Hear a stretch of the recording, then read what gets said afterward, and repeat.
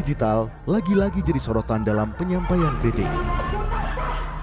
Nama Ferry Irwandi, CEO Malaka Project dan konten kreator yang sering membahas soal isu sosial dan kerap mengkritik kebijakan pemerintah, kini sedang dalam bidikan patroli siber. Ferry yang kerap lantang menyuarakan pendapatnya di ranah siber, kini berada di sorot siber Mabes TNI. Seorang jenderal mengaku menemukan dugaan tindak pidana dari aktivitas digital Ferry dan bahkan telah berkonsultasi ke Polda Metro Jaya.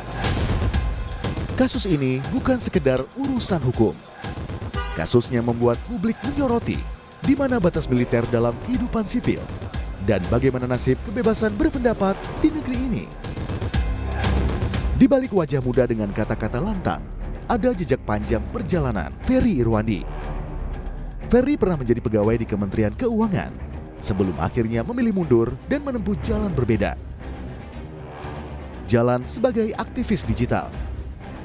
Oktober 2023, ia mendirikan Malaka Project, sebuah ruang kreatif, edukatif, dan budaya yang menggandeng tokoh populer untuk menyalakan api kritis generasi muda. Tapi api itu kini justru dikepung badai. Komandan Satuan Siber Mabes TNI, Brigjen Juwinta Ombo Sembiring, menyebut telah menemukan indikasi tindak pidana dari aktivitas Ferry melalui patroli siber. Tanpa penjelasan rinci, sang jenderal memilih melangkah ke Polda Metro Jaya untuk berkonsultasi hukum. Kami temukan beberapa fakta dugaan tindak pidana yang dilakukan oleh saudara Ferry Irwandi. Sehingga atas dugaan tindak pidana tersebut, kami akan melakukan langkah-langkah hukum. Tak hanya satu jenderal, namun ada 4 jenderal TNI yang disebut turun tangan karena menilai ada indikasi tindak pidana yang dilakukan Ferry. Namun bentuk dugaan pidana yang dimaksud belum dijabarkan secara gamblang. Konsultasi disebut-sebut sebagai langkah TNI agar tidak salah arah dalam memproses sesuai aturan hukum yang berlaku jika benar ada pelanggaran. Namun, langkah itu menimbulkan tanda tanya besar. Apa sesungguhnya kesalahan Ferry? Apakah ujaran kebencian, fitnah, atau sekedar kritik yang dianggap mengganggu? Tidak tinggal diam, Ferry lewat akun media sosialnya akan menghadapinya dan bilang dirinya tak lari kemana-mana. Dan saya harus konfirmasi pesan atau apapun nggak pernah sampai ke saya. Jadi itu aja sih. Dan kalau misalnya tindakan ini dianggap bikin saya takut, khawatir, cemas, tidak Pak. Saya akan jalani, saya nggak akan play victim, rengek-rengek, tidak. Gitu. Kalau memang mau diproses hukum ya, ini kan negara hukum, kita jalani bersama gitu. Ya, saya tidak lari kemana-mana Pak. Langkah TNI membidik Ferry Irwandi memantik gelombang kritik. Aktivis HAM Usman Hamid menyebut, tindakan TNI ini sudah di luar tugas pokoknya sebagai penjaga keamanan negara. Mengenai ancaman siber yang diselidiki TNI, seharusnya menurut Usman adalah ancaman terhadap pertahanan negara. Sehingga ia menilai, tindakan TNI melaporkan Ferry adalah bentuk ancaman kebebasan berekspresi. Saya kira tindakan itu adalah tindakan yang tidak sepatutnya dilakukan karena berada di luar tugas pokok dan fungsi dari TNI. TNI itu adalah alat negara untuk melaksanakan kebijakan di bidang pertahanan. Bukan urusan keamanan dalam negeri, bukan urusan tindak pidana seperti yang mau diarahkan pada Ferry Irwandi.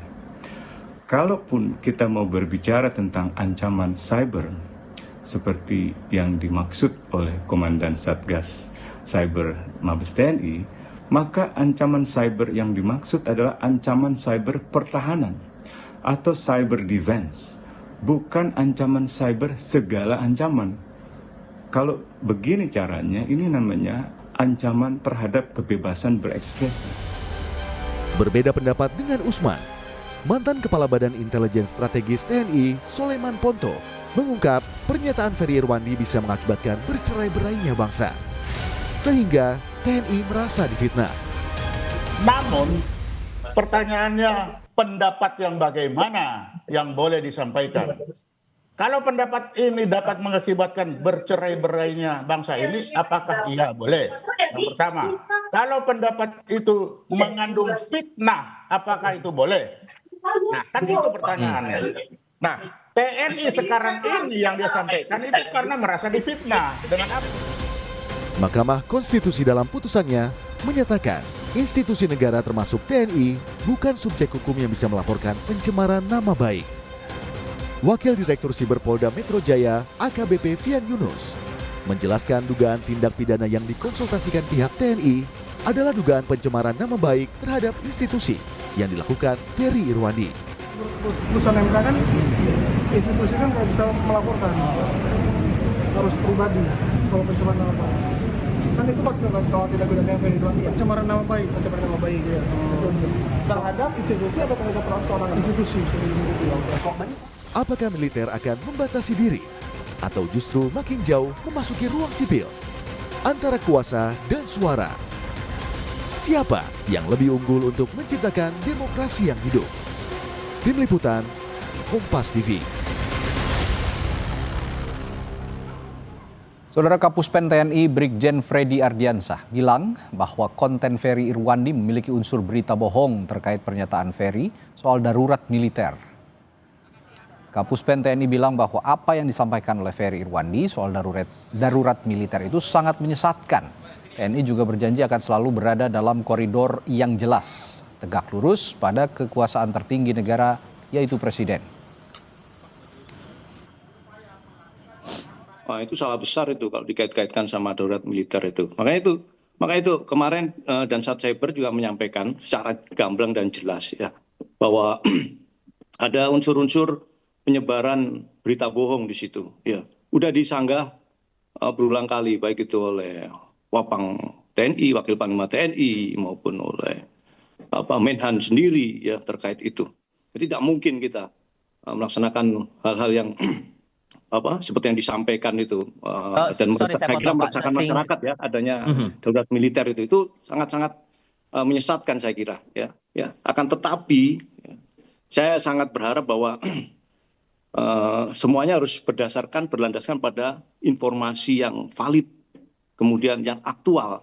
Jangan sampai semua berita-berita ataupun penyampaian-penyampaian itu yang sifatnya itu memanipulasi sebuah berita yang salah, itu jadinya akan memecah belah, ya kan? Kemudian mengadu domba dan memprovokasi saya kira itu, Mas.